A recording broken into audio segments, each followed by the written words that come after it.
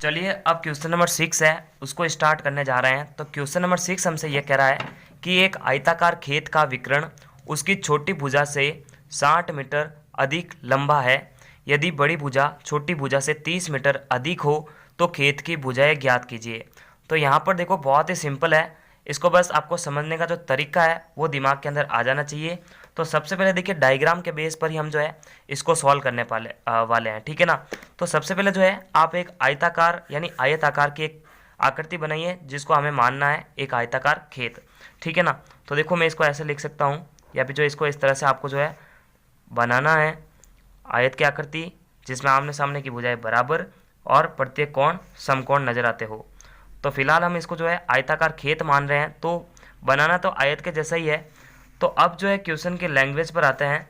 ये हमसे कह रहा है कि आयताकार खेत का विकर्ण, तो यहाँ पर मैं इस तरह से विकर्ण भी एक तरह से इसको खींच सकता हूँ मैं। चलो ये विकर्ण भी मैंने खींच लिया है। उसकी छोटी भुजा, अब किसकी छोटी भुजा, ये आयताकार जो खेत है इसकी छोटी भुजा।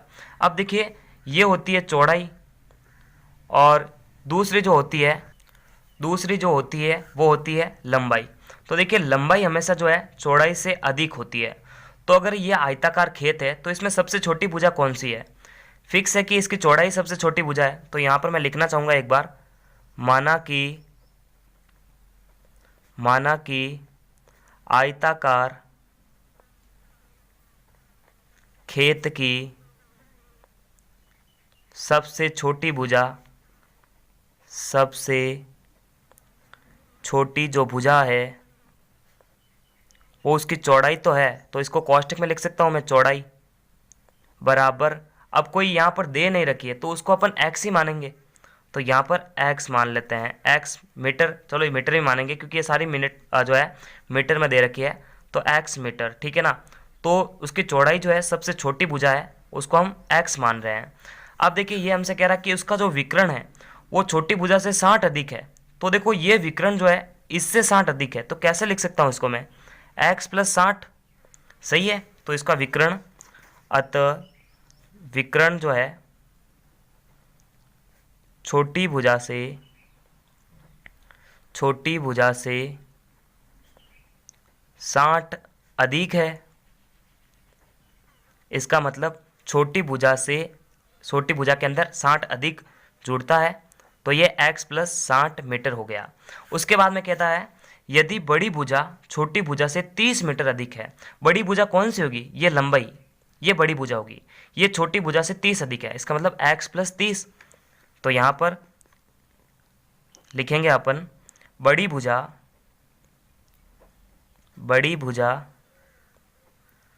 छोटी भुजा से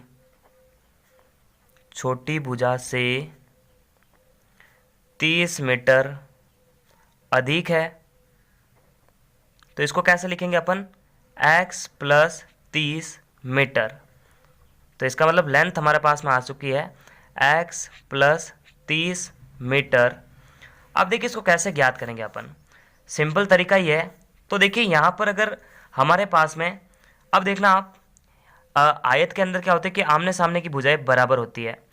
तो हम यहाँ पर ऐसा क्या यानी कौन से नियम का यूज करें कि हमारे पास में जो x का मान है वो आ जाए। देखिए x का मान आएगा तभी तो है चौड़ाई का मान भी आ जाएगा और लंबाई का मान भी आ जाएगा। खेत की भुजाई का मतलब क्या है कि आयत की भुजाओं की संख्या ज्ञात, भुजाओं की जो लंबाई है और चौड़ाई है वो ज्ञात करनी है। तो यहाँ पर x का जो मान आएगा वो तो हम चौड़ाई मानेंगे और x में अगर 30 जोड़ देंगे तो लंबाई आ जाएगी। तो देखो कौन सा नियम लग रहा है यहाँ पर, आप एक चीज़ हमेशा ध्यान रखना, जब विकर्ण की बात हो रही है और इसके सामने ये वाली भुजा देखो, यानी जो ये जितनी भुजा है उतनी की उतनी ये होनी चाहिए क्योंकि आमने सामने की भुजा बराबर है। इसका मतलब ये वाली लंबाई जो है x प्लस 30 मीटर है। तो देखो यहाँ पर ये तो हो गया आधार, ये हो गया लंब, देखो ये 90 डिग्री है तो ये लंब हो जाएगा, और ये हो गया विकर्ण।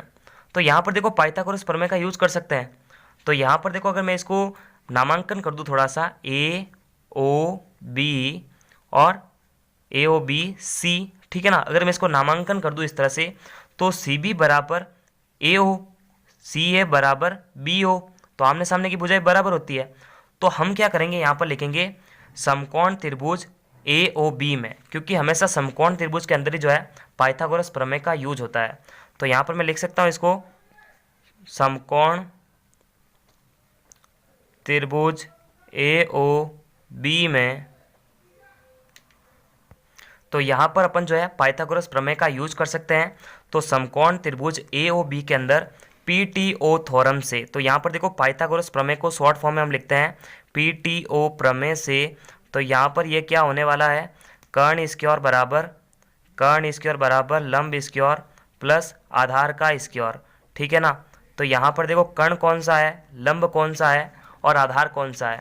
तो यहाँ पर देखो कर्ण हमारे पास में जो विकर्ण यहाँ पर दे रखा है वही हमारे पास में कर्ण है, लंब हमारे पास में BO है जिसको हमने x माना है, और आधार हमारे पास में A हो जो x + 30 है, ठीक है ना।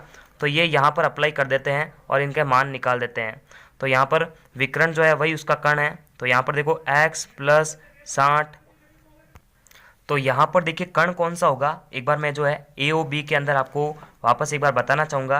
तो ये देखो एक तरह का समकोण त्रिभुज है, तो ये तो हो गया कर्ण, यानी x + 60 जो है, देखो मैं एक बार लिखना चाहूँगा इसके k बराबर जो है x + 60 है, और इसका जो आधार है वो है AO बराबर जो इसकी लंबाई है x + 30, और जो हमने चौड़ाई मानी है वो इसका लंब है BO बराबर x। तो हमको करना क्या, इन सभी के जो मान हैं इस पाइथागोरस थ्योरम के अंदर रख देना है। तो k स्क्वायर मतलब x + 60 का होल स्क्वायर, लंबाई हमारे पास में है, सॉरी माफ़ करिएगा, लंब जो हमारे पास में है वो कितना है x, जिसको हमने माना है चौड़ाई के रूप में, और आधार जो हमारे पास में है वो इसका x + 3 यानी इसकी लंबाई, तो x + 30 जो है उसका होल स्क्वायर। अब देखो इसको जो है इसकी कैलकुलेशन हमारे को करनी है, और फिर जो है चाहे आप गुणनखंड विधि का यूज करें, चाहे श्रीधर आचार्य का सूत्र का जो यूज करें, किसी भी सूत्र का यूज करेंगे या किसी भी मेथड का यूज करेंगे तो x की जो वैल्यू है हम निकाल पाएंगे।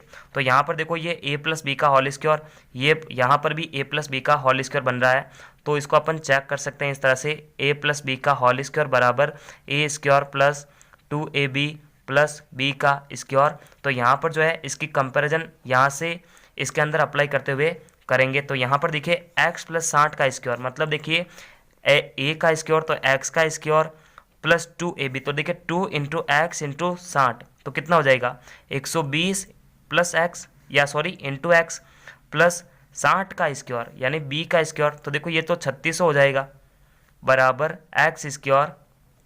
अब देखो इधर भी जो है x प्लस मतलब a + b का होल स्क्वायर लगेगा, तो यहाँ पर x का स्क्वायर प्लस 2ab, तो 2 × x × 30 कितना हो जाएगा 60x प्लस 30 का भी स्क्वायर, तो देखिए 900 हो जाएगा ये तो। अब जो है इसकी कंपैरिजन करवाते हैं और पक्षांतर करके जो है इसको एकदम द्विघात बहुपद जैसा जो समीकरण होता है उसके जैसा बनाते हैं। तो यहाँ पर जब तक सॉल्व हो रहा है उसको सॉल्व कर देते हैं। तो इधर तो कोई वैल्यू सॉल्व नहीं हो रही है, तो x² प्लस 120x प्लस 3600 बराबर में है, देखो ये x² ये x² दोनों जुड़ जाएंगे, 2x² प्लस 60x प्लस 900। अब हम क्या करेंगे, ये जो राइट हैंड साइड वाली वैल्यू है इसका पक्षांतर लेफ्ट हैंड साइड में कर देंगे। तो यहाँ पर आप देखना x² प्लस 120x प्लस 3600 ये तो अपनी जगह पे है, ये राइट हैंड साइड वाली चीज़ जो है इधर लेफ्ट हैंड साइड में आके पक्षांतर हो जाएगी। तो ये प्लस का मान माइनस के अंदर बदल जाएगा, ये प्लस का मान माइनस के अंदर बदल जाएगा, और ये भी प्लस का मान माइनस के अंदर बदल जाएगा, क्योंकि पक्षांतर करते हैं तो फिर चिन्ह बदल के ही पक्षांतर होता है, ठीक है ना। अब जो है समान पद उनका जोड़ या घटा दो, तो यहाँ पर देखो ये भी x² वाला पद है, ये भी x² वाला पद है, तो प्लस माइनस माइनस बड़ी संख्या का चिन्ह काम आने वाला है। तो देखो 2x² में से एक प्लस का x² निकलेगा, तो माइनस का x² हमारे पास में आएगा। अब देखो ये 120x प्लस का है, ये माइनस का है, प्लस माइनस माइनस तो बड़ी संख्या का चिन्ह काम आएगा, तो 120x में से 60x निकल जाएंगे, तो प्लस के 60x बचने वाले हैं। उसके बाद में देखो 3600 प्लस का है, 900 माइनस का, तो 3600 में से 900 चला गया तो प्लस का बचेगा 2700 बराबर में है 0। अब देखो आपको कभी भी जो है एक द्विघात समीकरण प्राप्त हो रही है तो आगे वाला जो आगे कभी भी जो है ना माइनस नहीं आना चाहिए, पूरा जो हमारे पास में समीकरण होगा वो एक पॉजिटिव समीकरण होना चाहिए। तो हम क्या करेंगे यहाँ पर चिन्ह बदल देंगे, तो देखो चिन्ह बदलने पर क्या होगा, चिन्ह बदलने पर इतना सा हम लिख सकते हैं, चिन्ह बदलने पर क्या होगा कि अगर आप चिन्ह बदलोगे तो पीछे वाले जितने भी पद होंगे उन सभी के जो चिन्ह है वो अपने आप ही बदल जाएंगे। तो x² अगर माइनस से प्लस का हो रहा है तो प्लस से ये जो है ये माइनस का हो जाएगा 60x, ये भी माइनस का हो जाएगा। तो यहाँ पर बराबर में हो जाएगा 0। अब देखो इसकी जो कंपैरिजन है हम द्विघात बहुपद समीकरण से करवा सकते हैं।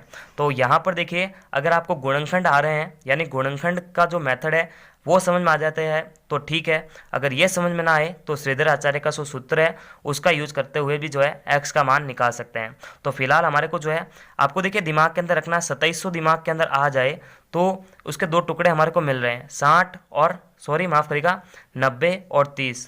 तो देखो यहाँ पर 90 और 30 को आप मल्टीप्लाई करोगे तो 2700 हमारा आंसर आ जाएगा और -90x प्लस 30x लिखोगे तो माइनस का 60x आ जाएगा। तो यहाँ पर जब कभी भी 2700 की बात हो रही है तो आपको कौन से दो टुकड़े याद रखने हैं, 90 और 30, ठीक है ना। तो इसको बीच वाले पद से जो है आपको एडजस्ट करवाना है कि -60x वापस आ जाए। तो देखो मैं इसको इस तरह से एडजस्ट करता हूँ, x इसकी और माइनस का 90x प्लस का 30x माइनस 2700, ठीक है ना। अब देखिए जब 3 पद से 4 पद कन्वर्ट हो रहे हैं तो हम क्या करेंगे, कंटिन्यू दो पदों में से जो है कॉमन चीज़ें बाहर ले लेंगे। तो यहाँ पर देखना आप इसमें से देखो x बराबर यानी देखो x कॉमन आ जाएगा, x -90 जो है अंदर की तरफ रहने वाला है। उसके बाद में देखो यहाँ से जो है प्लस का 30 बार आएगा, x -90 जो है अंदर रह जाएगा, बराबर में हो जाएगा 0। तो देखो x -90 इधर भी है, x -90 इधर भी है, तो एक बार बाहर आ जाएगा ये x -90 और अंदर क्या बचेगा x प्लस 30, ठीक है ना, x प्लस 30 बराबर में 0। अब ये दोनों वैल्यू अगर 0 के बराबर है तो x का मान निकाला जा सकता है। तो यहाँ पर देखो मैं x का मान निकाल रहा हूँ, x -90 बराबर 0 और दूसरा हमारे पास में व्यंजक है x प्लस 30 बराबर 0। तो देखो x की जो वैल्यू है ये 90 माइनस का उधर जाके प्लस का हो जाएगा। तो देखो x का मान एक तो 90 आ रहा है और एक x का मान जो है ये प्लस का उधर जाके माइनस का होगा, तो ये एक माइनस आ रहा है। तो देखिए जो x का मान होता है उसको पॉजिटिव हमेशा एक्सेप्ट किया जाता है, नेगेटिव जो मान होता है उसको छोड़ना पड़ता है, ठीक है ना।